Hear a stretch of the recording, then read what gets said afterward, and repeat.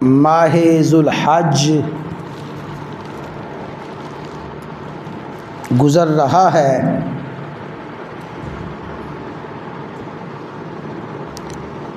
اور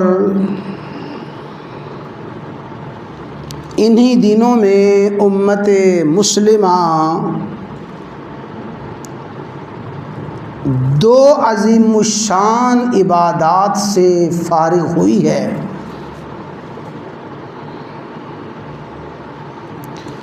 امت مسلمہ کے خوش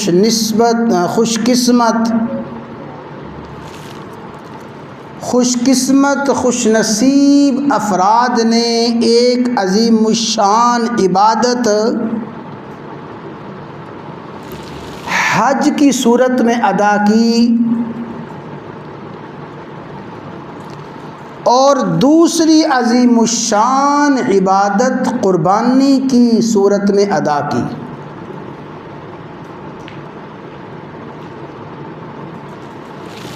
حج اور قربانی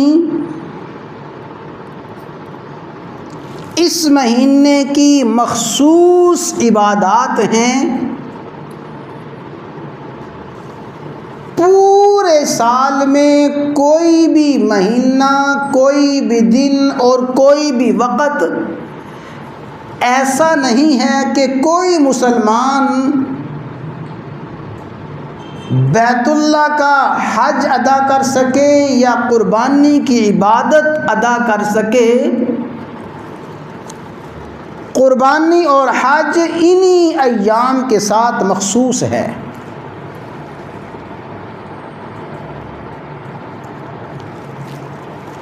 قربانی اور حج کی عبادات میں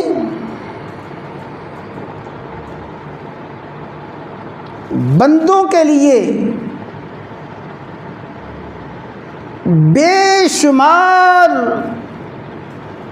ہدایات، بے شمار نصیحتیں اور بے شمار اسباق ہیں۔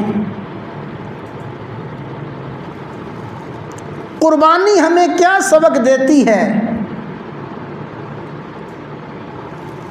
حج کیا سبق دیتا ہے؟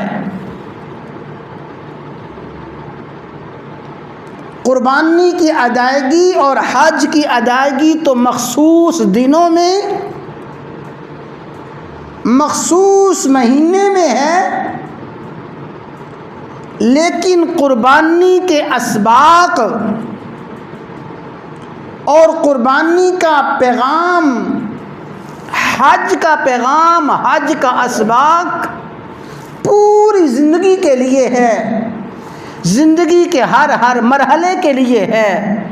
قربانی انسان کو وہ سبق، حج انسان کو وہ ہدایت دیتا ہے کہ حج کے اسباق اور حج کی ہدایات وہ کسی خاص دن کے ساتھ نہیں ہیں، کسی خاص وقت کے ساتھ نہیں ہیں، کسی خاص حالت کے ساتھ نہیں ہیں، بلکہ حج اور قربانی کے اسباق پوری زندگی کے ساتھ ہیں۔